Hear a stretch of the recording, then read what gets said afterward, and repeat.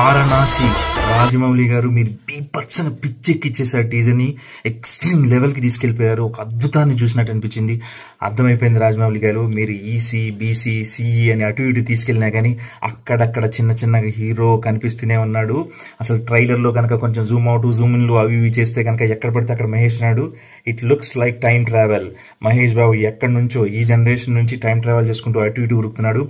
And కుంభ అంటే nothing but మన కుంభకర్ణుడికి base నుంచి వచ్చినోడు అయి ఉంటాడని విలన్ అనిపిస్తుంది.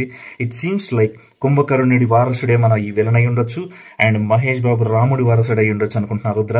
ఇంకా స్టోరీలోకి డిగ్ డైవ్ చేస్తే కనుక ఒకవేళ కుంభకర్ణుడు బతికే ఉండి ఆయన కాళ్ళు చేతులు అవన్నీ నరికేసిన తర్వాత ఈ జనరేషన్ లో బయటకు వచ్చేసి అప్పుడు ఆయన సంజీవిని కోసం ఎత్తుక్కుంటూ రుద్ర అనే అతన్ని రాముడు వారసుడని డిసైడ్ అయ్యి ఇతను తీసుకెళ్తేనే మనకు హెల్ప్ చేస్తాడని హనుమంతుడి దగ్గర తోక మీద ఎల్లుకుంటూ ఆ సంజీవిని ఎత్తుకుద్దామని చూస్తున్నాడు. నాకు అర్థమైపోయింది. ఇంకొంచెం ముందుకెళ్ళి రామాయణంలో అంత ఇంపార్టెంట్ ఘట్టం కాకపోయినా కానీ కుంభకర్ణుని చంపే సీన్ని మీరు హైలైట్ చేశారంటే ఈ కుంభాకి రుద్రాకి రాముడికి కుంభకర్ణుడికి ఎక్కడో కనెక్షన్స్ క్రియేట్ చేసి వండర్స్ క్రియేట్ చేద్దామని చూస్తున్నారు.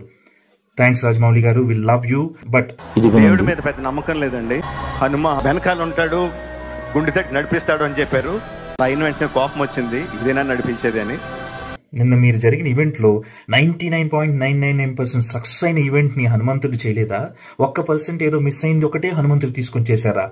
అది అనకుండా ఉండాల్సిందండి. ఎందుకంటే 99.999 సక్సెస్ అయిపోయింది. విచ్ మీన్స్ ఒకవేళ నమ్మితే హనుమంతుడు సక్సెస్ చేశాడు అనుకోవాలి.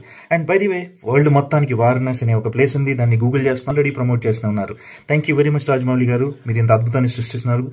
We are waiting for the movie. Thank you so much.